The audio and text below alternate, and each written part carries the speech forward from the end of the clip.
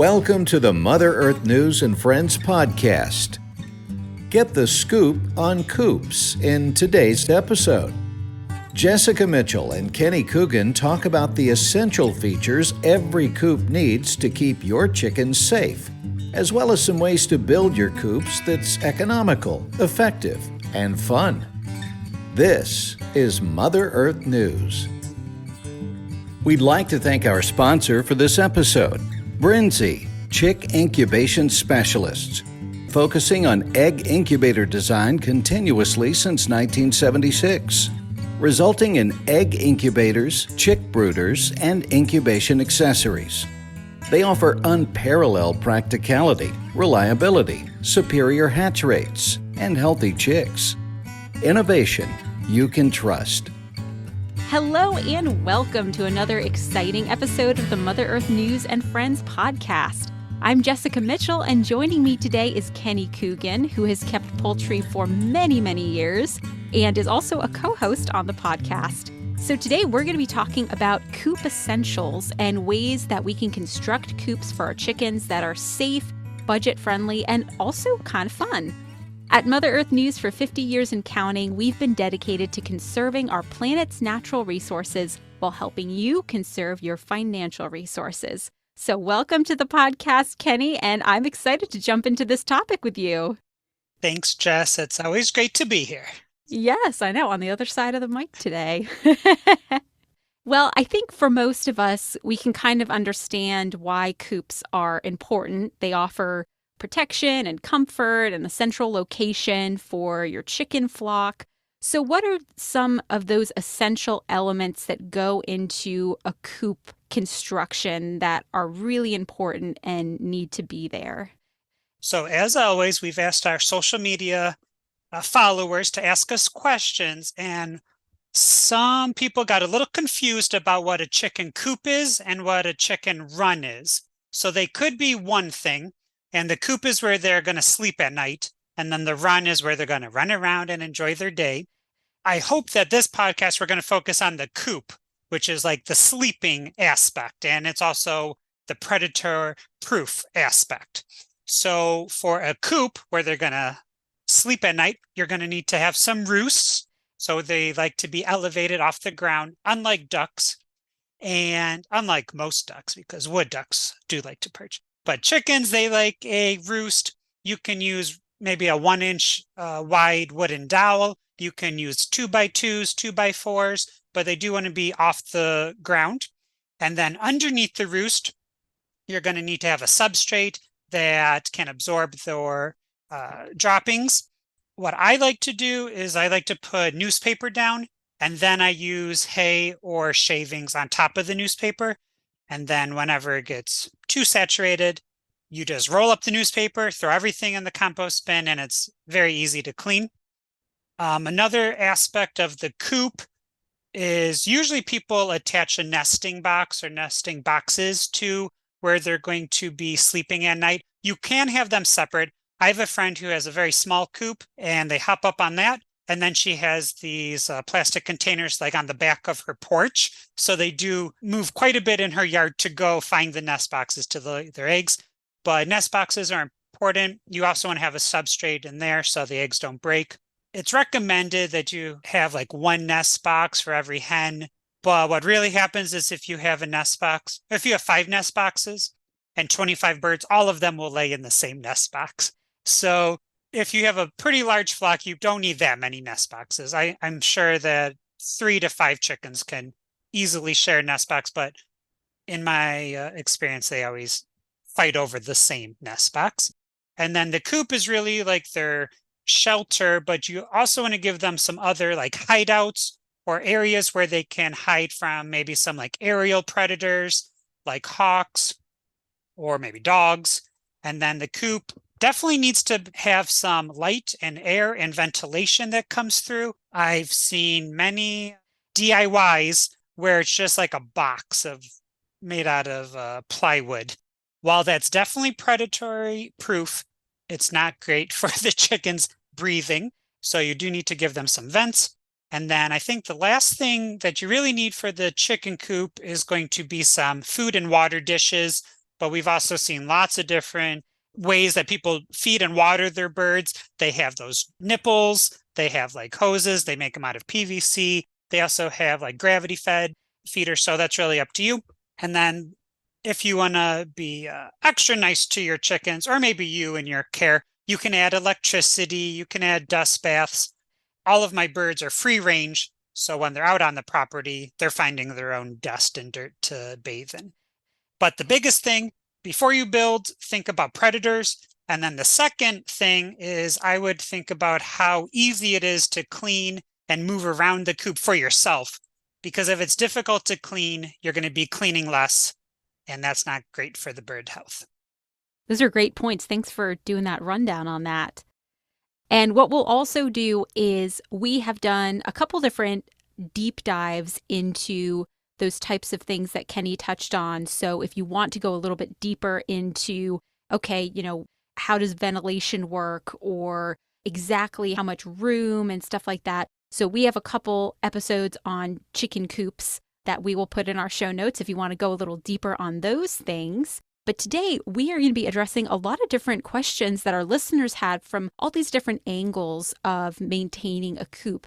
And then later in the episode, we're going to talk a little bit more about those ways that you can build a coop on a budget, build a coop that's pretty fun and unique. So I just wanted to add a note there for our listeners if they just want to go a little bit deeper into some of those mechanics of a coop. So our first question comes from Pat Ewins. I hope I'm pronouncing that last name correctly, but they say, I'm interested in the amount of daily attention required to keep the hens happy and healthy.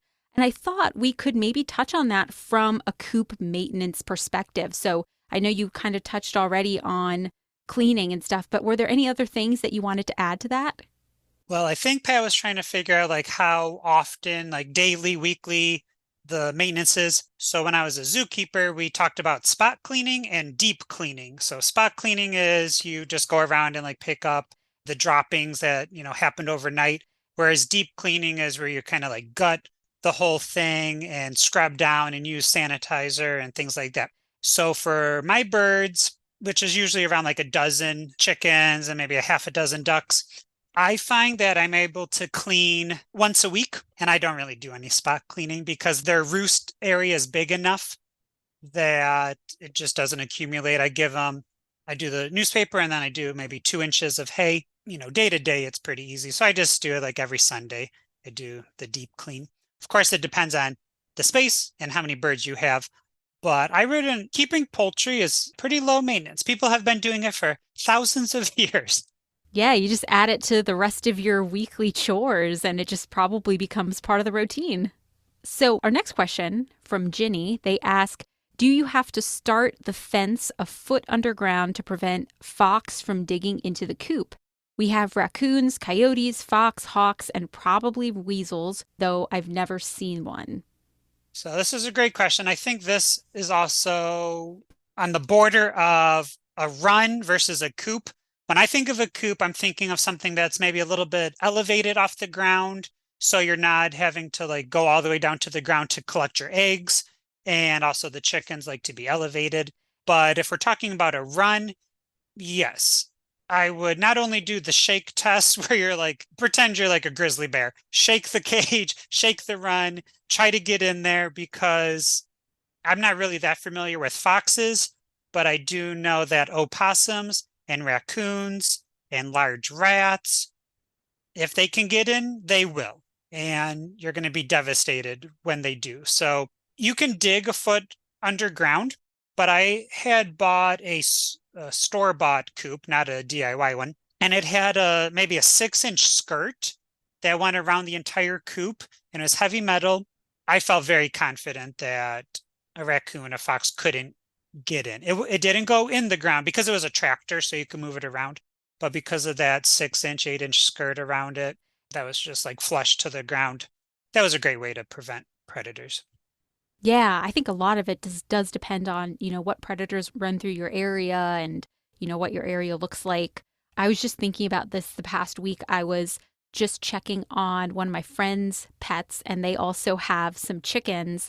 And the chickens are fine. It's a pretty quiet neighborhood, I think, in terms of predators. but they had some poultry fencing around, and one of their dogs just kind of shimmied right under. And the dog wasn't like there to attack the chickens. She literally just wanted to chill with them. And I remember at first I was really nervous. I was like, hey, like, no, like, get out of there. But it was also really interesting being like, that's kind of an interesting litmus test. If you're curious about how well protected, your chickens are, and if you have another pet, they might be kind of curious and might venture over there. I think those chickens are going to be fine. But I did find it really interesting how a pet can just shimmy right under. It can sometimes be a little telling depending on what type of predators you have around. Yeah, I would not trust that fence for a raccoon or a possum or a coyote if the dog can get in. Yeah, absolutely. They can be pretty creative critters. Another question we have from Nicholas Weathersby. How do people keep rats from setting up colonies near the coop? Once rats find the chicken feed, they will devour it. I had to start putting food out during the day and taking it in at night, but it was too late. So rats are pretty tricky. Do you have any experience with something like that and trying to discourage them from coming around the chicken coop? It was either a Backyard Poultry Magazine article or a past podcast where I had mentioned the way that I feed. I think it was a past podcast where, Josh, you interviewed me, where I feed them enough for them to eat, to have like free ad lib food. They can eat as much as they want. And then around 4 o'clock, the food runs out. And then I take away their dishes, and then they kind of just are picking at the leftovers. And then if they look hungry, I'll give them some kitchen scraps or something. But yes, I cannot imagine a scenario where you can leave chicken pellets or crumbles out during the night and not attract rats. So that's just like part of chicken keeping. I would definitely say you have to bring in the bowl of chicken food every night. What my neighbor recommended, she's been subscribing to Mother Earth News since the 70s. She has metal garbage cans. We both have 2 metal garbage cans. They both hold 50 pounds of food. We keep them in the bag, but we put the bag in the garbage cans. And then we go to the feed store less because we have 100 pounds of food at a time. And that's where we store the food. And then we take a big scoop out, give it to them during the day. Yeah, that's just something that happens when you have livestock or poultry and you have free food. Rats may be attracted to it. When I think of a chicken coop that's maybe like in a shed and only a part of it is where chickens are living, I could definitely see rats are like building nests. But if you have a small structure that's only for the chickens, maybe there's a less likely chance of the rats moving in there. And for listeners also, I was just thinking about this, who just are thinking about rats in general, not just around in their chicken coops, but also in their house, near some of their other pets or something like that. We have a great article coming out in Grit magazine soon about how to deal with rats, infestations, how to know if you have an infestation, and how to protect those areas, your food, your home, your pets, things like that. Because, yeah, they can infiltrate more than just your chickens. At GWD8583 was wondering how to keep things tolerable for chickens during a cold northern Minnesota winter. That sounds incredibly specific, and I feel like that is a very specific type of environment, and it made me so curious because, yeah, that's got to be some cold weather up in Minnesota. Well, Jess, as you know, I live in the Sunshine State, but I also recently wrote an article about this for Backyard Poultry Magazine about frostbite and cold conditions for chickens. I am from Buffalo, New York, which maybe gets the reputation as northern Minnesota winter as well. So the average body temperature of a chicken is 106 degrees. So they like it hot. Remember, they are from Southeast Asia.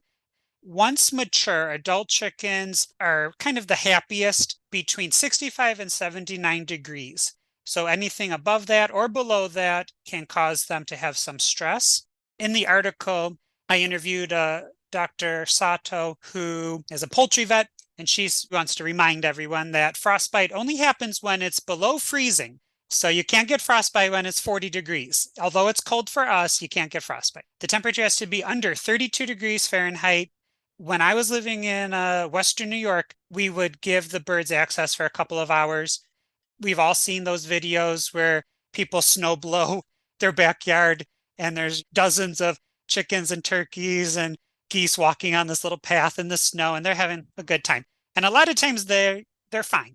They have their adaptations, they have their down feathers, they probably just molted in the fall, so they're prepared. Something that the vet was really concerned about is people adding heaters to their coops or their barns because of fires. Because of course we want to do like the least harm, and people are like, oh, I'm going to add a little ceramic heater to that. But then if that starts a fire, that's worse than the birds being cold. You kind of have to do two things. You want the coop to be warm, but you also need to have ventilation, because when you don't have ventilation, that's when you get a lot of respiratory problems in poultry. So what the vet recommended was if you just have a fan, like a box fan, that allows the air to circulate. You can put some tarps over the vents if it's going to be below 32 degrees. It is pretty traumatic for the birds to go from like a heated coop to the very cold outside. So in New York, we never heated the barn or the coop. It was really a shed. We never heated the shed for the poultry, but we did put some tarps over the vents. And then as soon as it got above 32 degrees, we removed the tarp so they still could get their airflow. If you don't have electricity or heat, you do have to go out there every couple of hours, make sure they have fresh water, fresh food. You could insulate the coop, but they're pretty hardy, do pretty well. Another thing is to get them off the ground, so those roosts also help them stay a little warmer.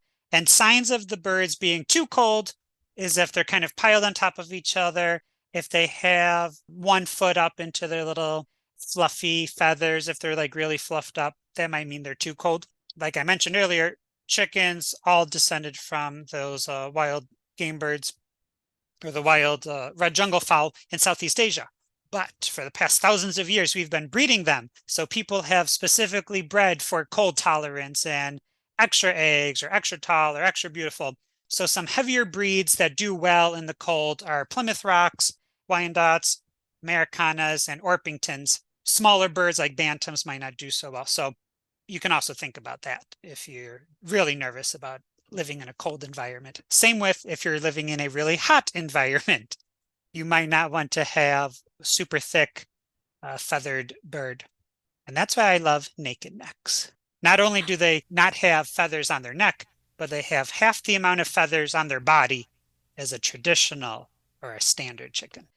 Wow. I love that. I've not seen a naked neck in person yet, but one of these days. I feel like I'm just going to be plugging different resources for listeners as we go along. Kenny mentioned those different breeds of birds for those extreme hot and cold environments. Dahlia Monterosso did a great episode with us all about that. Again, if you want to deep dive into some of those breeds, if you're considering getting chickens and you're living in an environment like that where it's really hot, really cold, that's another great resource as you're thinking about coops and birds and how you want to raise them. Well, we're going to take a quick break to hear a word from our sponsor, and when we return, we're going to talk about ways you can construct a coop that's friendly on a budget and also fun. Brinzy products are designed to be long-lasting and energy efficient. Their Advanced Series incubators and brooders feature the latest state-of-the-art digital control systems, providing instant readings of temperature and humidity to ensure successful hatches and healthy chicks. Check out Brinzy incubators and more at brinzy.com. That's BRINSEA.com.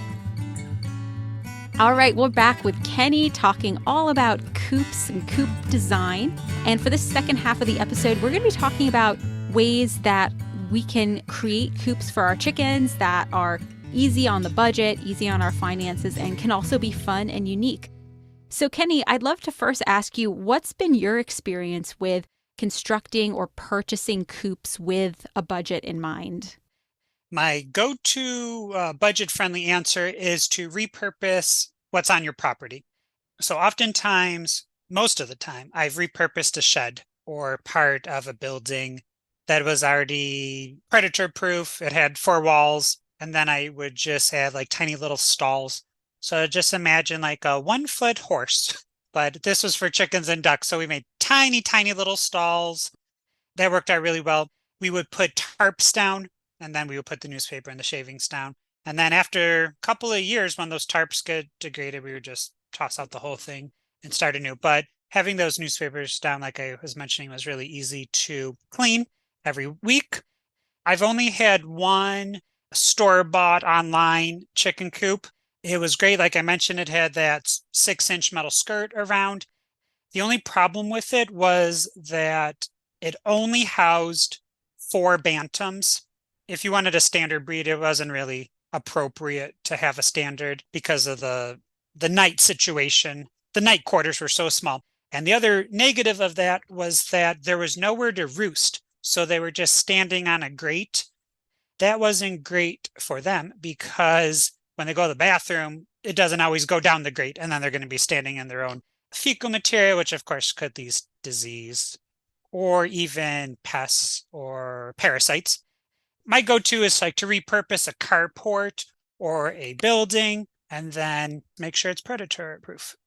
I think a lot of people I've heard have really just repurposed, and it's all about just making sure that it's not going to just fall apart on you.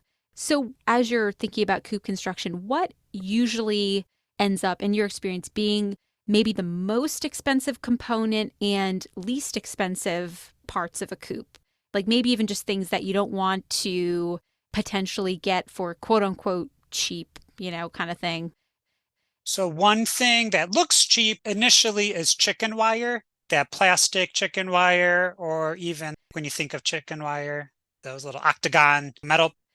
And I think we should rename that because chicken wire is not good for chicken coops. I can pull those squares apart and I can reach my hand in and grab a bird if I wanted.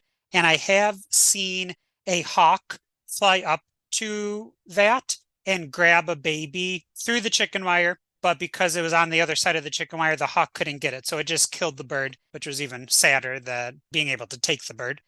So what you really want is hardwire cloth.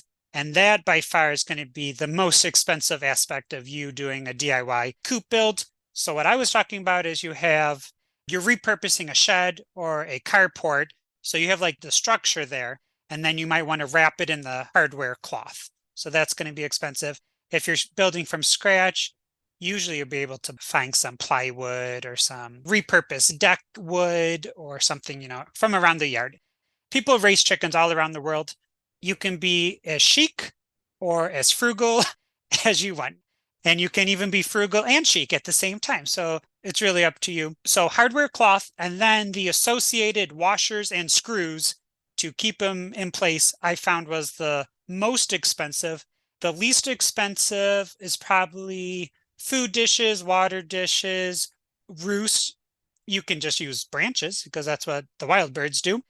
The food and water bowls, you can use anything, a pot, a terracotta pot, an old dog dish, something you find in the yard that holds water.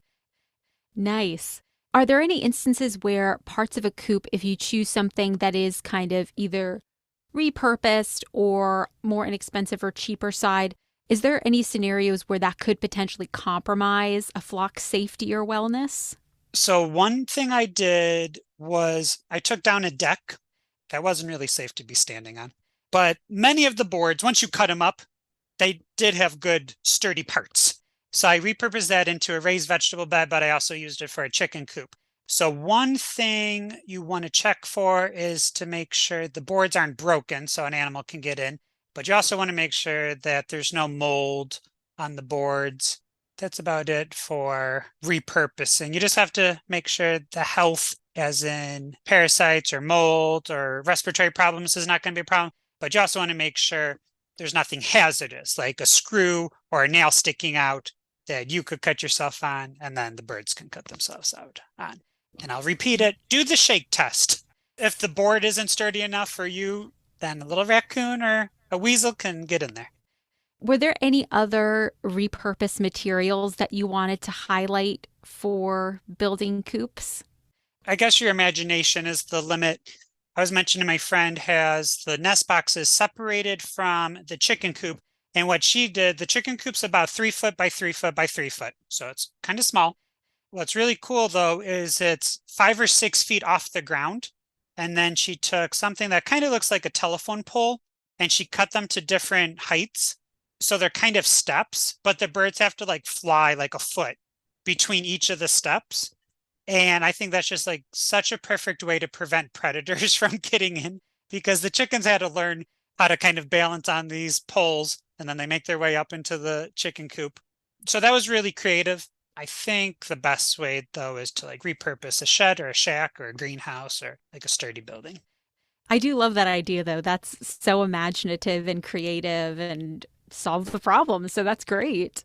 So, one question from one of our readers, Anna Skemp, asks, what repurposed materials should be avoided in coop construction? I'm aware of lead paint on old wood. Are there any other things that are not good to use? So, we touched on things like those moldy boards, nails sticking out. Are there other things that maybe if we are like truly repurposing an item, we found something, we have something in our house that we want to use, any other things that we might want to keep an eye out for? One thing I would avoid is cedar products. Like if you're going to repurpose a cedar chest, those oils are hazardous to the respiratory systems of poultry. And then if you find something that may or may not have like lead paint and you sand it down and then you want to seal it, you want to make sure that the sealant is labeled as environmentally friendly to prevent those things. And I also raised parrots, and lead paint would be really bad for them because they have those hook bills and they're like chewing on the wood. And you might think like, oh, a chicken isn't going to chew on a piece of wood, or a duck isn't going to chew on a piece of wood. But as that paint peels, little pieces of the paint are going to be in the ground, and chickens love to eat anything sparkly or shiny that's in the dirt. So that's where the real problem is. That is really good to know, and just making sure you understand that object you're going to be using before it goes in there. All right, so onto the subject of fun coop design ideas. I think it's one of the fun parts of the job. We get to see so many cool, creative, imaginative coops that get submitted to Mother Earth News and Backyard Poultry. So do you want to share any really fun ones that you remember? Yeah, so this year I was privileged enough to be able to vote as one of the workers, to vote on the best, the coolest coops, right? So some of my favorites were ones that looked like a UFO. I think we've all seen that online. That's been circulating very well. It's going viral. I've also seen like a Western wagon looking one, a saloon one that was kind of like a theme.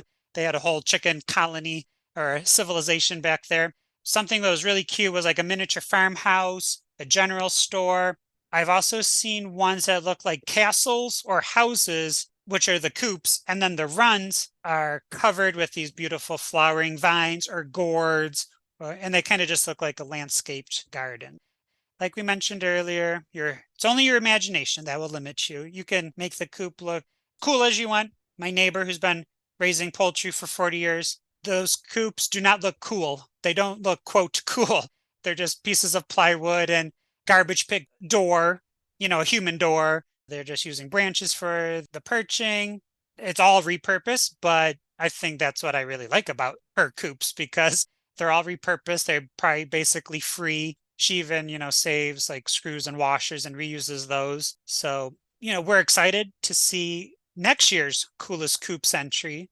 One thing that a vet told me was, when you're thinking about like animal health, including where they're going to sleep at night, you want to use the mnemonic device, check your flaws. FLAWS. So when you're thinking about a chicken coop, think about flaws. F stands for feed. How are they going to access the feed? How are you going to prevent rats from eating the feed? The next one is L, which stands for light. Do they get enough light? The next one is A, is the airflow adequate? Flaws. The W in flaws is, do they have clean water? And then the last one is sanitation. How are you going to clean their bedding? I love that. That's such a great, easy way to remember those things too. Yeah. Do you have any flaws? And just to highlight again those coolest coops, like Kenny said, I wanted to also highlight our Backyard Poultry August-September 2023 issue. On page 44, we have our coolest coop section. So if you have the magazine, you'll be able to see all of the amazing coops that people submitted and worked on. That could just be a great point of inspiration for you as you're thinking about your own coop design. And you can also all the time go to Backyard Poultry. our website, we have a free Coolest Coops guide that you can sign up for if you want to take a look at that. And then, of course, we also just have a lot of great resources there just on Coops in general. It was a great issue. I loved looking through all of those different Coops. Just so fun, so beautiful, so unique. Well, before we wrap up, are there any resources that you want to plug for folks who want to learn more about Coops? Well, I would definitely recommend Backyard Poultry Magazine and Mother Earth News. I was trying to figure out when I started writing for Backyard Poultry, but I'm going to say it's safely been over 10 years. Wow, so fun. It's been a while. It's been a long time. Where can people follow what you're doing to learn more about you or anything exciting coming up you'd like to mention? You have your hands in a lot of different things other than poultry, so feel free to also mention those things too. Sure, I'm on Facebook and Instagram, and the name is Critter Companions by Kenny Coogan. And I do talk about chickens and ducks and poultry and livestock, but I mostly talk about carnivorous plants. Amazing. You did a great carnivorous plants podcast also as well earlier this year, if listeners want to learn more about that, which is super fun. Well, thank you so much for joining us for this episode. Hopefully people got a lot of great info from it. And of course, if you want to go into deep dives about Coops or anything like that, feel free. We'll have some resources in our show notes. But thank you so much, Kenny, for joining me today. Thank you, Jess. We thank you, the listener, for joining us on today's podcast and encourage you to share it with your friends, family, and colleagues. To listen to more podcasts and to learn more, visit our website, motherearthnews.com/podcast. You can also follow our social media on that link and ask questions for future episodes. And remember, no matter how brown your thumb is, you can always cultivate kindness. You've just heard our episode with Kenny Coogan about coop design. You can reach us at podcast@ogdenpubs.com with any comments or suggestions. Our podcast production team includes Jessica Mitchell, John Moore, and Kenny Coogan. Music for this episode is Travel Light by Jason Shaw. This Mother Earth News and Friends podcast is a production of Ogden Publications. Learn more about us at motherearthnews.com. Thanks again to Brenzy, our sponsor for this Mother Earth News and Friends podcast episode. You too can experience the Brenzy difference and maximize your hatch rates with Brenzy incubators that monitor temperature and humidity and are made of antimicrobial materials. Brenzy ships worldwide and provides stellar customer support to answer all your questions. Hatch your chicks with Brenzy, the leader in innovative incubation research. Learn more at brenzy.com. Again, that's BRINSEA.com. Until next time, don't forget to love your mother.